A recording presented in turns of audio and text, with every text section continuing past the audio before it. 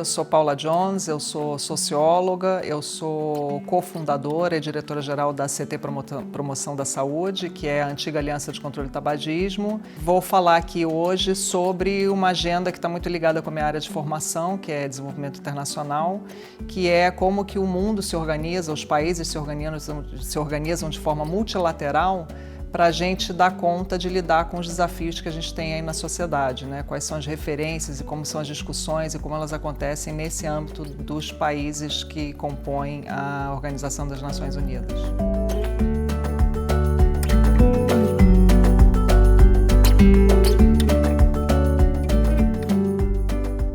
A Organização das Nações Unidas, a ONU, ela foi estabelecida após a Segunda Guerra Mundial, em 1945, e ela substituiu a extinta Liga das Nações, que foi uma iniciativa para salvaguardar a paz internacional.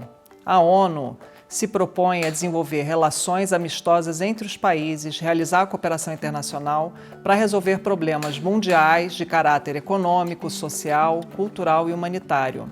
E também desenvolver a harmonia entre os povos, promovendo respeito aos direitos humanos e às liberdades fundamentais. É interessante notar que essa finalidade foi abordada já pela Carta da ONU, que foi o primeiro tratado internacional a assumir esses compromissos de forma global. E a ONU ela é guiada por princípios, e esses princípios são a igualdade soberana de todos os seus membros, cumprir de boa fé os compromissos da Carta da ONU, a solução pacífica das controvérsias entre Estados, não recorrer ao uso da força nas relações internacionais, a não intervenção em assuntos que são essencialmente da alçada nacional de cada país, isso diz respeito ao princípio da soberania, e a ONU possui legitimidade na representação de todas as partes do mundo, contando hoje com 193 países membros. No sistema ONU tem agências também ligadas a ela possui 15 agências especializadas em diversas áreas de atuação, por exemplo, meteorologia, climática, que é a Organização Meteorológica Mundial, a OMM, no caso da saúde, que é o caso que a gente trabalha bastante enquanto organização, é a Organização Mundial da Saúde, que é a OMS. Na área da educação, ciência e cultura, temos a Organização das Nações Unidas para a Educação, a Ciência e a Cultura, que é conhecida mais como Unesco. São 15 agências diferentes que fazem parte da chamada família ONU. Essas agências têm um papel importante em ajudar a definir as mudanças necessárias, estabelecendo uma espécie de regra do jogo. E muitas vezes elas hospedam as negociações e configuram padrões, costumes, convenções e até mesmo tratados vinculantes com força de lei, como, por exemplo, tem a Convenção da Biodiversidade, tem a Convenção Quadro para o Controle do Tabaco e outros tratados. Existem mais de praticamente 500 diferentes tratados e negociações multilaterais. Para além da atuação das agências especializadas, a ONU propõe também tratados internacionais, como esse que eu acabei de mencionar, a Convenção Quadro para o Controle do Tabaco, e também programas e agendas que pretendem guiar a atuação dos Estados em determinadas áreas específicas. Na aula de hoje, eu gostaria de falar dos Objetivos do Desenvolvimento Sustentável, conhecidos como ODS, e como eles surgiram. A ideia geral dos ODS é estabelecer metas claras para ajudar a orientar o comportamento dos governos, das empresas, estudantes, pesquisadores, ativistas, consumidores, enfim, cada um de nós, a sociedade como um todo. Esses ODS buscam apontar uma direção para o desenvolvimento sustentável, o que significa construir um planeta menos assimétrico, menos desigual, com inclusão social e sustentabilidade ambiental. Pode-se dizer que a história dos ODS remonta a mais de 45 anos, na Conferência das Nações Unidas, realizada em Estocolmo em 1972, que foi denominada a Conferência sobre o Meio Ambiente Humano. Essa conferência foi histórica e foi a primeira conferência da ONU que reconheceu que a economia e o meio ambiente estavam caminhando em sentidos opostos, já que a atividade humana na natureza estava levando a riscos ambientais de uma escala sem precedentes. 15 anos depois, estamos falando de 1972, 15 anos depois, uma importante comissão foi criada sob a liderança da doutora Gro Harlem Brundtland, que era então a primeira-ministra da Noruega. Essa comissão Brundtland estabeleceu a ideia de desenvolvimento sustentável em si, né? O conceito do que é desenvolvimento sustentável. E esse é um conceito que diz que é um desenvolvimento que atende às necessidades da geração atual, sem comprometer a capacidade das gerações futuras de atender às suas próprias necessidades. Esse conceito de desenvolvimento sustentável foi adotado cinco anos depois, no 20º aniversário da Conferência de Estocolmo, no que ficou conhecido como a Cúpula da Terra, que é um outro marco histórico na história do desenvolvimento sustentável, ou a Conferência das Nações Unidas sobre o Meio Ambiente e Desenvolvimento, que ocorreu no Rio de Janeiro e adotou a ideia de desenvolvimento sustentável como um conceito global compartilhado.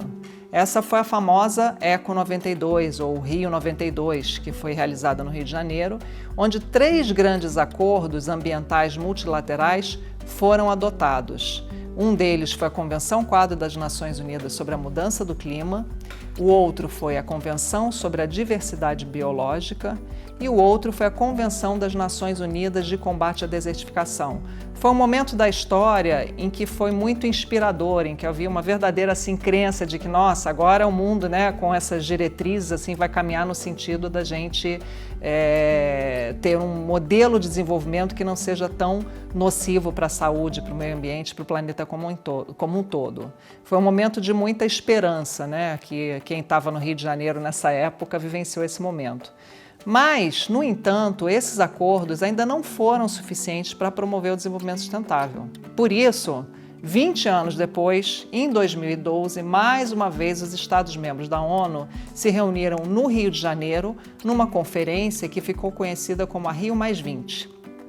Nesta cúpula, os governos se perguntaram como é que eles podem demonstrar ao mundo a urgência do desenvolvimento sustentável. Na época, eles trabalhavam com outro conjunto de metas, que eram metas sobre o combate à pobreza que haviam sido adotadas no ano 2000 para o período de 15 anos, ou seja, ia de 2000 a 2015. E esses eram os conhecidos como os Objetivos de Desenvolvimento do Milênio. Eles perceberam que esse desenvolvimento baseado em metas para combater a pobreza havia obtido relativo sucesso e que a adoção de iniciativas baseadas em metas também poderia ser útil para promover o desenvolvimento sustentável. Assim, após a vigência dos ODMs, os Objetivos de Desenvolvimento do Milênio, surgiram os Objetivos de Desenvolvimento Sustentável, os ODS, para os próximos 15 anos, de 2015 a 2030. Em 25 de setembro de 2015, os 193 países membros da ONU concordaram com 17 objetivos de alta prioridade para a prosperidade, para as pessoas e para o planeta, os PPPs, ou seja, para os objetivos econômicos, sociais e ambientais. Esses objetivos e suas 169 metas estão inseridos no Compromisso Geral com a Agenda 2030 e se tornaram a estrutura de cooperação para o período até 2030. A importância dessas conferências da ONU e desses pactos que são adotados de forma multilateral é que são eles que acabam guiando quais os projetos de desenvolvimento que vão ser financiados em que áreas, quais serão as metas. Então ele acaba guiando toda a estrutura de cooperação internacional global a partir dessas negociações multilaterais que acontecem no âmbito da ONU. Então todos os 193 Estados-membros da ONU adotaram os ODS para ajudar a redefinir os rumos da economia mundial, buscando um caminho para a prosperidade compartilhada, sociedades inclusivas e meio ambiente protegido. Estes são os Objetivos de Desenvolvimento Sustentável e, como é possível observar, eles abrangem uma ampla gama de aspirações. Por exemplo, o ODS 1, ele pretende acabar com a pobreza. Já o ODS 2 pretende acabar com a fome e trata também de agricultura. O ODS 3, ele quer promover a saúde e o bem-estar. O ODS 4 é para a promoção da educação de qualidade em todos os níveis, desde a primeira infância até o nível universitário. O ODS 5 promove a igualdade de gênero e o ODS 10 reduz as desigualdades de renda dentro dos países e entre países. Ou seja, isso foi uma pequena amostra da amplitude e do escopo desses Objetivos de Desenvolvimento Sustentável. Quando você coloca os 17 objetivos lado a lado, você vê que é uma agenda bastante abrangente que trata absolutamente de tudo, né, das relações sociais no planeta Terra. Alguns outros, por exemplo, os outros que eu vou citar agora, promovem o desenvolvimento econômico de forma simétrica. O ODS 8 pretende promover o trabalho decente e o crescimento econômico. O ODS 9 trata da indústria, inovação e infraestrutura. E também alguns ODS que falam mais explicitamente de objetivos ambientais. Por exemplo, o ODS 13 pretende combater a mudança climática induzida pelo homem. Os ODS 14 e 15 proteger os ecossistemas marítimo e terrestre, respectivamente. Já o ODS 17, ele de alguma forma ele coloca todos esses ODS em articulação e propõe uma parceria global para alcançar todos os outros ODS, né? Ele é como se fosse o objetivo articulador de todos os objetivos de desenvolvimento sustentável. Agora, um dos grandes desafios relativos à implementação da Agenda 2030 é lidar com as contradições existentes no âmago deste ODS. Ou seja, como é que você consegue estabelecer uma parceria para resolver um problema que é causado pelo setor com o qual você está estabelecendo a parceria? Se a gente pretende de fato efetivar os ODS, a gente não pode nos furtar dessa discussão que no fundo trata-se de uma discussão sobre os conflitos de interesse, né? Como é que a gente equaciona todas essas forças e as relações de poder dentro da sociedade. Então, essa agenda é um plano de ação para as pessoas, planeta e prosperidade. Ela também busca fortalecer a paz universal com mais liberdade. A gente reconhece que a erradicação da pobreza em todas as suas formas e dimensões, incluindo a pobreza extrema, é o maior desafio global e um requisito indispensável para o desenvolvimento sustentável. Agora, na linha dessa análise crítica do que está acontecendo no mundo hoje, se você analisa os principais indicadores econômicos dos países envolvidos, os níveis de desigualdade eles estão crescendo, eles não estão diminuindo, né? Então, assim, de novo, como é que a gente dá conta desse belíssimo discurso ser efetivado na prática? Enquanto metas da Agenda 2030 também, ela prossegue afirmando que todos os países e todas as partes interessadas, atuando em parceria colaborativa, implementarão este plano. Estamos decididos a libertar a raça humana da tirania da pobreza e da penúria e a curar e a proteger o nosso planeta. Estamos determinados a tomar as medidas ousadas e transformadoras que são urgentemente necessárias para direcionar o mundo para um caminho sustentável e resiliente. Ao embarcarmos nessa jornada coletiva, comprometemo-nos que ninguém seja deixado para trás.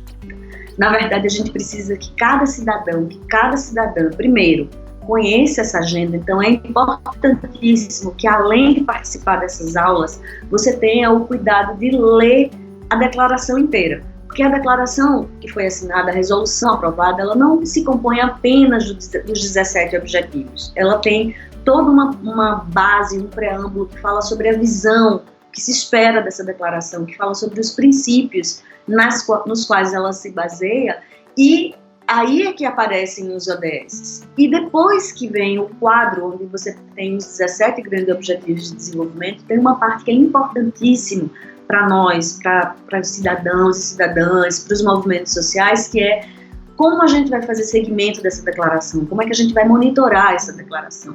Então, você pode participar levando esse tema para dentro de qualquer instância de controle social da qual você participa, por exemplo, os conselhos de direitos e os conselhos de populações que existem no Brasil. Você pode participar levando esse tema para discussão dentro da sua própria comunidade.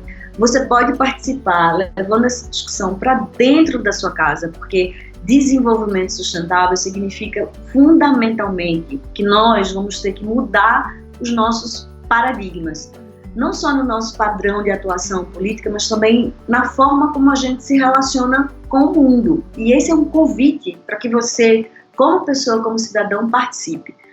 Essa agenda ela é ambiciosa, ela necessita da participação de todas as partes, governo, sociedade civil, empresas, no esforço coletivo. Trata-se de algo que deve ser colocado como prioridade na pauta mundial por causa da sua tentativa de melhorar o bem-estar tanto para a geração de hoje quanto para as futuras. Ninguém deve ser deixado para trás. Bom, essa foi a nossa aula de hoje, eu espero que vocês tenham gostado. Tem muita informação disponível sobre esse assunto na internet, inclusive se quiser se aprofundar em cada um dos objetivos. Obrigada!